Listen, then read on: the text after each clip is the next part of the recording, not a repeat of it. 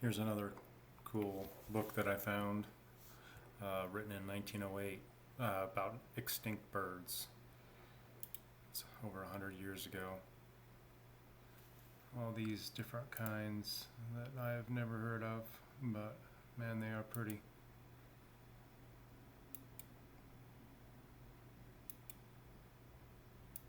Definitely you should check it out for yourself. There's so much amazing stuff on the archive.